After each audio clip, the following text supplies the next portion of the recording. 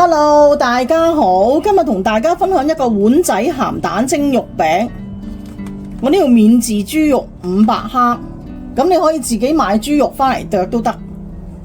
鹹蛋5隻，我哋要5個黃同埋1個蛋白，其他蛋白呢，你可以留返做其他菜式嘅。1塊薑，預備咗5隻碗仔添。呢個菜式咧特別滿足鍾意食鹹蛋黃嘅人，一人1碗之餘，仲可以擁有成隻嘅鹹蛋黃。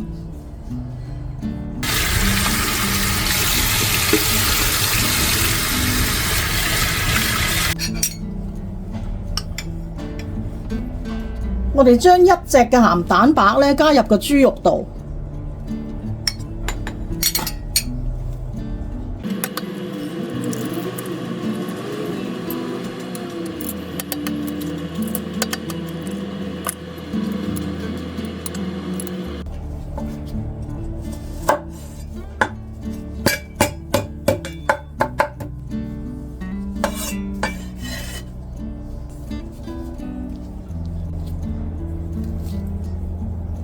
加1湯匙嘅蠔油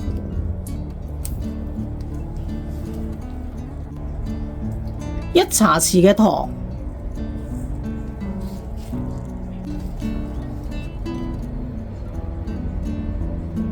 ，2個茶匙嘅生抽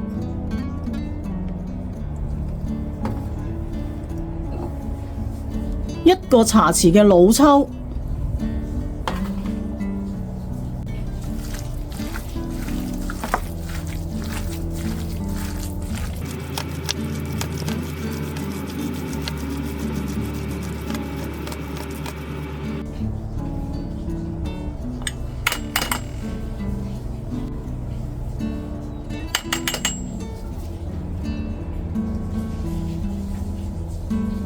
我呢度係1湯匙多少少嘅生粉，咁我俾返1湯匙半嘅水，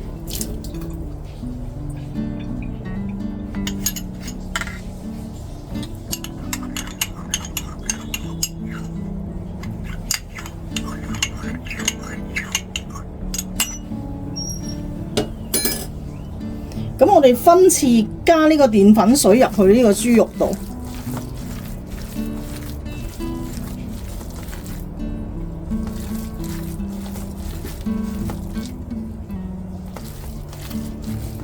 呢個豬肉咧一定要加入生粉水咧，佢先至會嫩滑。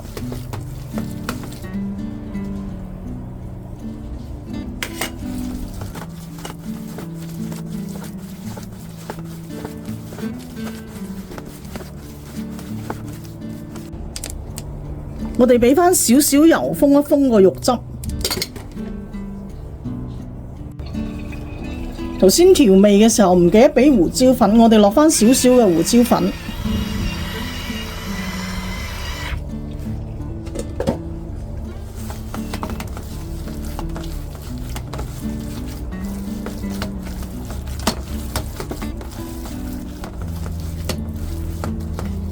醃佢半個鐘。我哋有5個碗仔，咁我就將呢個肉餅分咗5份先。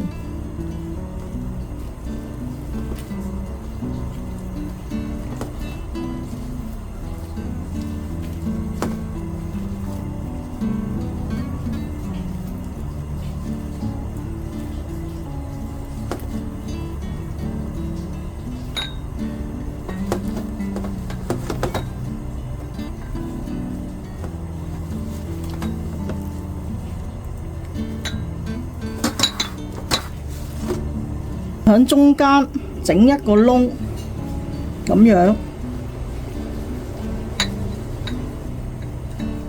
呢個咁樣咧，可以令嗰啲豬肉又攤薄少少，即係唔好咁厚。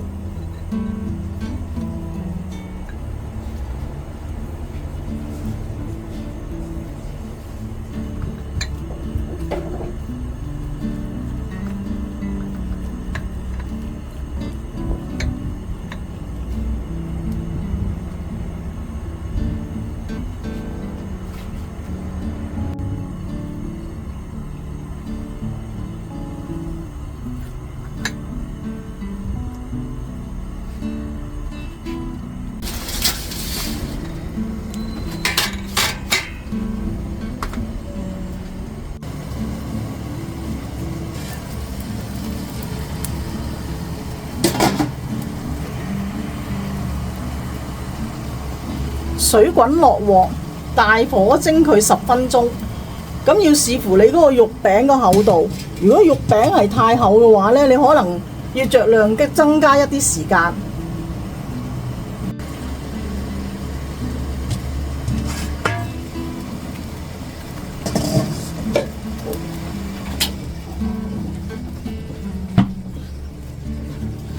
呢個肉餅呢，你可以蘸翻少少油。如果你中意少少豉油嘅話呢，咁調味嗰陣時就冇咁鹹。